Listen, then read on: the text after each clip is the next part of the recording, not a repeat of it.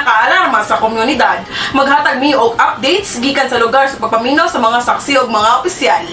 Pagbilin nga magtan-aw para sa dugang detalye sa nahitabo karon diri lamang sa Dash News Daily. Maayong adlaw arita karon live sa Maple Avenue dinong usa ka armado nga pangawat sa lokal nga store nahimo ang store clerk nga magulanon ug ang mga otoridad nagbantay sa taas nga alerto.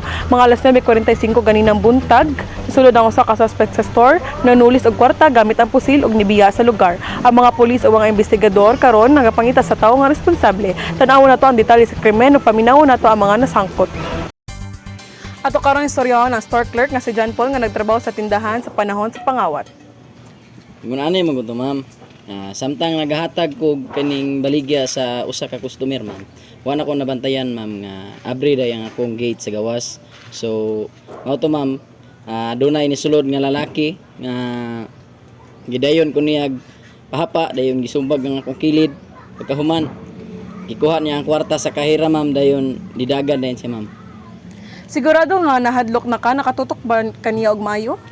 So sa tinuod lang ma'am, mula gyud kay nako nakita ang yang naong ma'am kay grabe ang akong trauma ma'am kay iya kong gilabni ma'am o man iya kong gisumbag ma'am. So mao lang to yun akong mahatag nga information ma'am.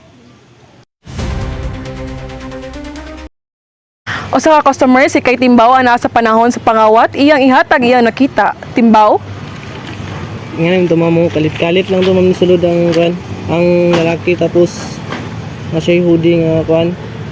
Naka-hoodie tapos naimas ma'am tapos gitutukan ng baril lang kuan ang tindero.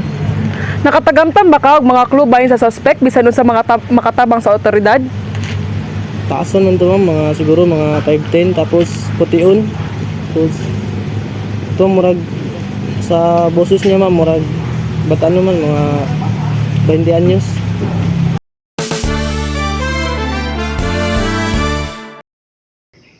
Police Chief Mark Hansen miingon sa miaging adlaw bahin sa napadayon nga investigasyon.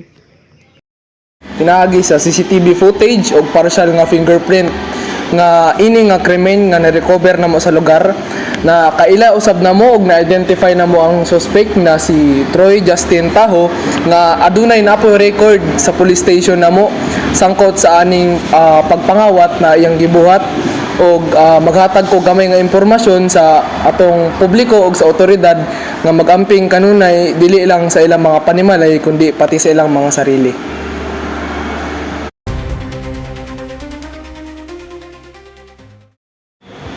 Investigador Mark Heber ang lead investigador sa kini nga kaso. Kilala sa iyang maayong trabaho. Mag-iistorya kami kaniya bahin sa pag-uswag sa investigasyon. Sir? May adlaw, nagasunod kami sa pipila ka solid leads base sa mga pahayag sa mga saksi ug sa mga nakuliktang ebidensya. Kumpiyansa kami nga si Troy Taho ang nasa likod ni ini nga kaso. Ug gilantaw namo ang security footage gikan sa mga negosyo sa paligid. Nakaila kami og motor nga sakto sa description sa iyang gigamit pang sibat. Naglaom kami nga uban sa kooperasyon sa komunidad, madala kini nga kaso sa kahumanan. Maraming salamat, sir. Si Troy Taho, 24 anyos, mao ang pangunahing suspect sa armado nga pangawat. Si Troy adunay record na petty theft ug katapusang nakita sa lugar mga alas 8 sa buntag sa krimen. Gidescription siya nga puti, 5'10" ug payat ang panlawas. Sa panahon sa pangawat, nagsulob siya og hoodie, mas og naay pusil. Gituuhan nga posible pa siya sa syudad, tingali nag-uban sa mga higala o nagtago sa mga abandonadong building.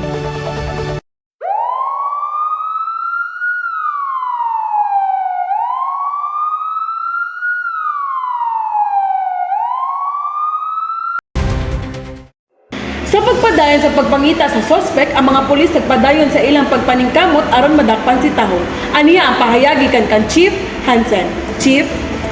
Gusto na ko ipaabot sa publiko nga ginabuhat na mo ang tanan aron masulbad kani nga kaso og bahin diri sa pamilya ni John Paul is ginabuhat pud na mo ang tanan aron masulbad ning krimen nga nahitabo diha sa inyong lugar og hinaot na mo nga kung kinsa man ang nakabalo or naka-identify sa tao nga among ginapangita is magdiretso diri sa among office aron masulbad kini nga kaso ug matabangan nyo kami.